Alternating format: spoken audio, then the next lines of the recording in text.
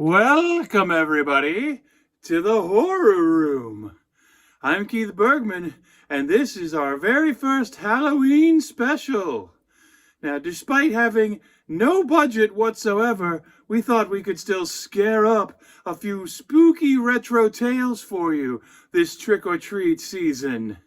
Now, we did invest most of our budget in a little bit of candy, but there's not very much to go around. But fear not, trick-or-treaters.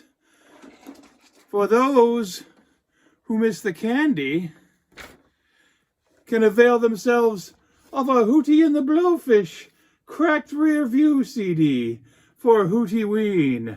Please, only one Hootie and the Blowfish cracked rear view CD per child.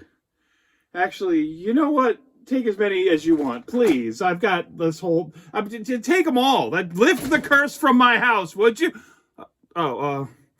Yes, of course. Anyway, let's get to the subject at hand. A devilishly delightful Texas Instruments 99 4A treasure from the grave. Today we're talking Zombie Mambo.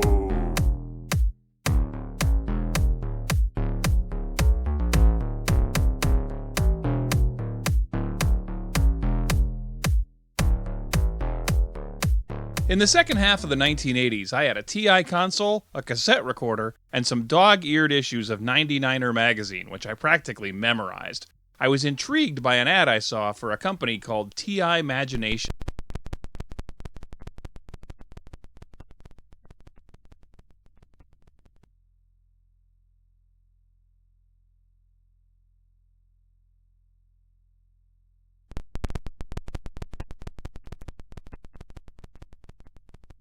Now, most of the companies behind these ads were as dead and gone as TI's home computer division. But I took a chance and wrote these guys a letter. To my surprise, I got an ad flyer back, and I sent off a money order to receive their 3 releases: Cyborg, Walls and Bridges, and Zombie Mambo.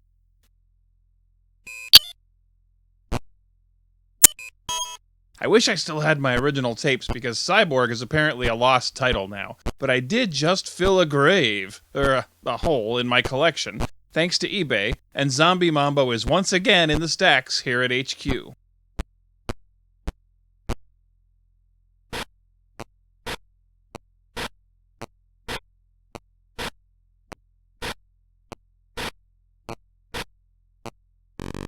Part 1 of this 2-part adventure finds you in the private cemetery of Miser the Sorcerer. You're seeking entrance to the catacombs beneath, where Miser's riches have been buried. The tombs are only accessible through the golden door of Miser's crypt. To open the door, you need 3 keys, which are hidden in random graves in the cemetery. In every other grave, of course, you'll find a lurking zombie, just waiting to be released upon the earth to stalk and murder hapless treasure seekers.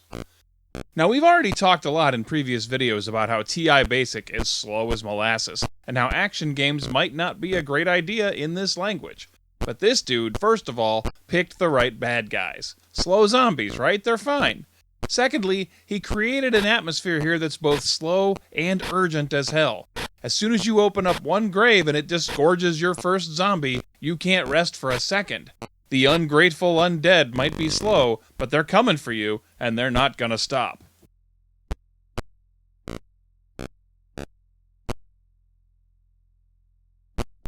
You set the difficulty level, or advantage, at the beginning of the round.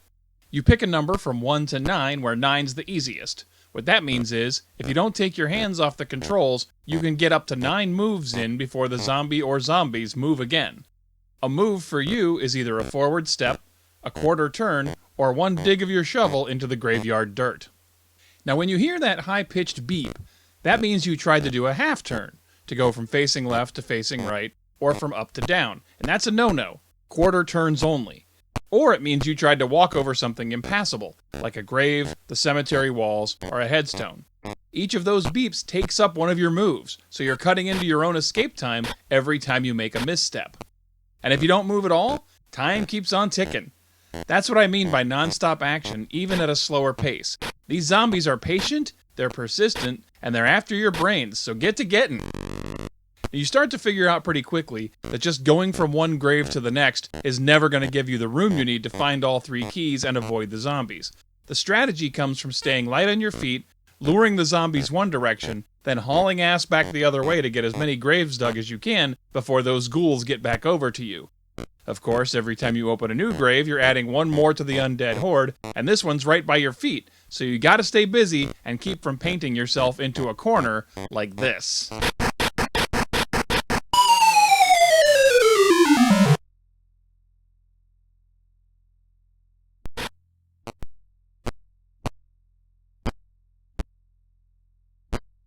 At one point, I thought up the strategy of pre-digging all my graves. Digging 7 shovels of dirt out, then blitzing each one to hit that last scoop of dirt, and moving on quickly before the zombies could catch up.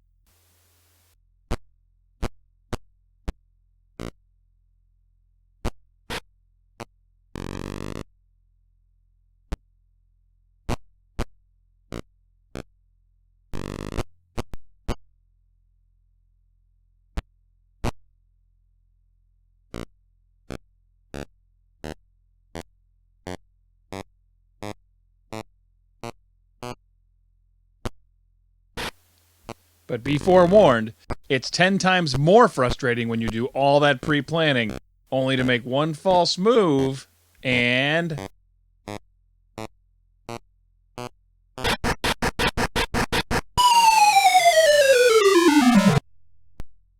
But the great thing about a 2-part basic game is, they're 2 freestanding programs. If you don't beat level 1, just type old CS1 and the TI's memory is wiped.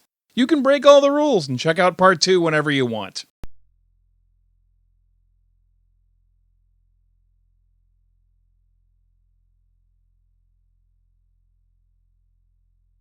So after, allegedly, outfoxing the zombies, you find yourself inside the tombs.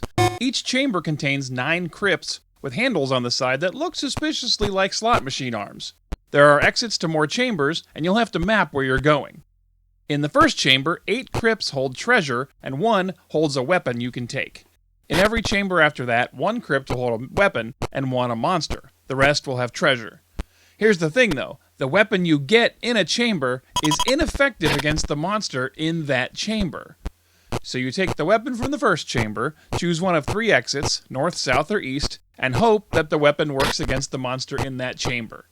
If it doesn't, you're screwed. And if you backtrack into a chamber where you've set a monster loose, you're killed instantly.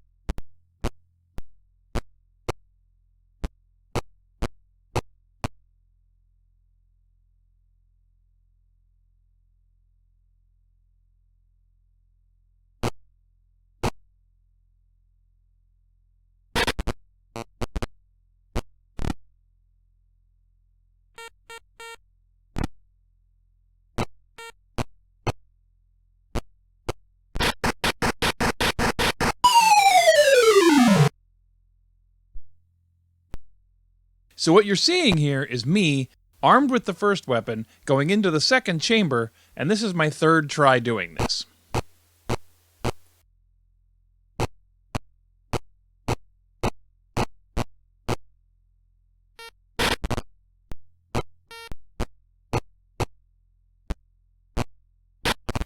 I uncover the second weapon, but I still need the first weapon to kill this monster when I find it.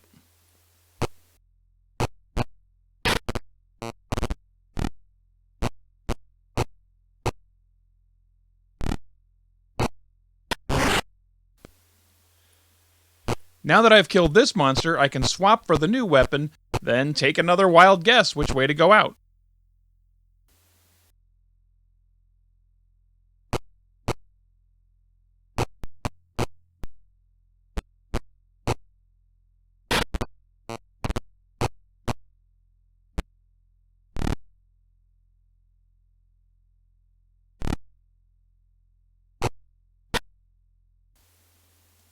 And I guessed wrong and got killed. It was right about here when I realized that Zombie Mambo Part 2 isn't a game of strategy or planning, it's just brute force trial and error. And with the length of time it takes to start over every time, I'm not sure I have it in me to ever get too far into Miser the Sorcerer's chambers.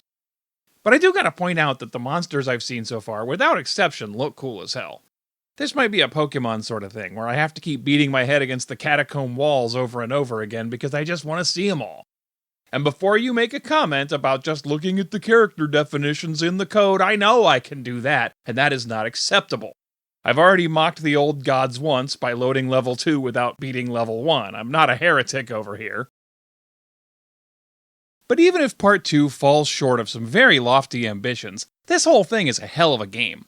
Well worth a spin in your emulator, or on the real iron if you have what it takes to get it off the internet, throw it on a tape, and power down all your fancy modern gizmos like your floppy drive. Part 1 alone is a marvel of basic coding, and a lot more fun than you'd expect. Zombie Mambo is some Hall of Fame work from the glory days, and I'm pleased to throw it on the slab and reanimate it this Halloween. After all, it's not like there's any other zombie games for this platform. Are there?